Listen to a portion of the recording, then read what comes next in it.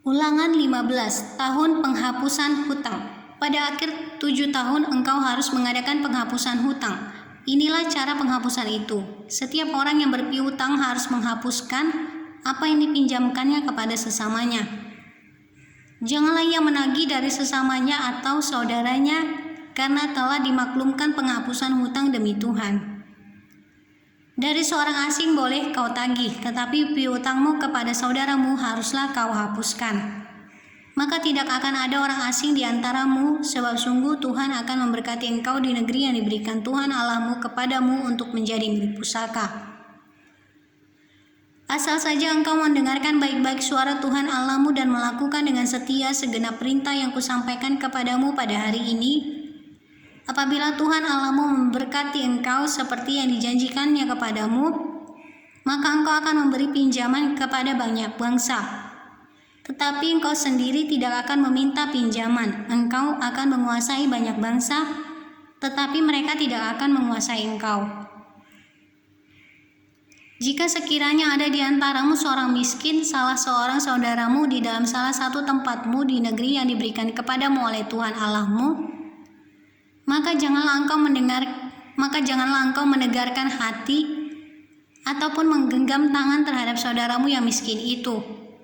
Tetapi engkau harus membuka tangan lebar-lebar baginya dan memberi pinjaman kepadanya dengan limpahnya, cukup untuk keperluannya seberapa ia perlukan. Hati-hatilah supaya jangan timbul di dalam hatimu pikiran dursila. Demikian, sudah dekat tahun ke-7 tahun penghapusan hutang dan engkau menjadi kesal terhadap saudaramu yang miskin itu, dan engkau tidak memberikan apa-apa kepadanya. Maka ia berseru kepada Tuhan tentang engkau dan hal itu menjadi dosa bagimu. Engkau harus memberi kepadanya dengan limpahnya dan janganlah hatimu berduka cita apabila engkau memberi kepadanya. Sebab oleh karena hal itulah Tuhan Allahmu akan memberkati engkau dalam segala pekerjaanmu dan dalam segala usahamu. Sebab orang-orang miskin tidak hentinya akan ada di dalam negeri itu. Itulah sebabnya aku memberi perintah kepadamu demikian. Haruslah engkau membuka tangan lebar-lebar bagi saudaramu yang tertindas dan yang miskin di negerimu. Memerdekakan budak Ibrani. Apabila seorang saudaramu menjual dirinya kepadamu, baik seorang laki-laki Ibrani ataupun seorang perempuan Ibrani, maka ia akan bekerja padamu 6 tahun lamanya. Tetapi pada tahun yang ke-7 engkau harus melepaskan dia sebagai orang merdeka.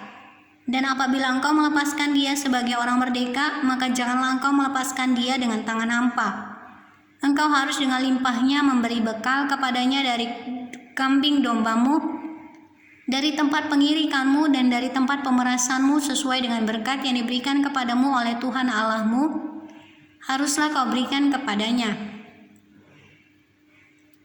Haruslah kau ingat bahwa engkau pun dahulu budak di tanah Mesir dan engkau ditebus Tuhan Allahmu. Itulah sebabnya aku memberi perintah itu kepadamu pada hari ini.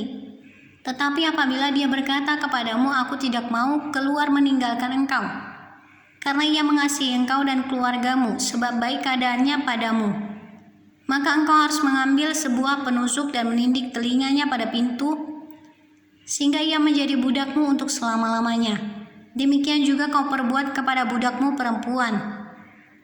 Janganlah merasa susah apabila engkau melepaskan dia sebagai orang merdeka, sebab 6 tahun lamanya ia telah bekerja padamu dengan jasa 2 kali upah seorang pekerja harian. Maka Tuhan Allahmu akan memberkati engkau dalam segala sesuatu yang kau kerjakan.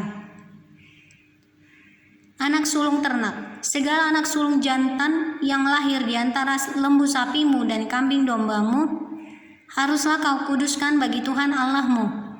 Janganlah engkau memakai anak sulung lembumu dan janganlah engkau menggunting bulu anak sulung dombamu. Di hadapan Tuhan Allahmu engkau harus memakan dagingnya tahun demi tahun di tempat yang akan dipilih Tuhan engkau ini dan seisi rumahmu.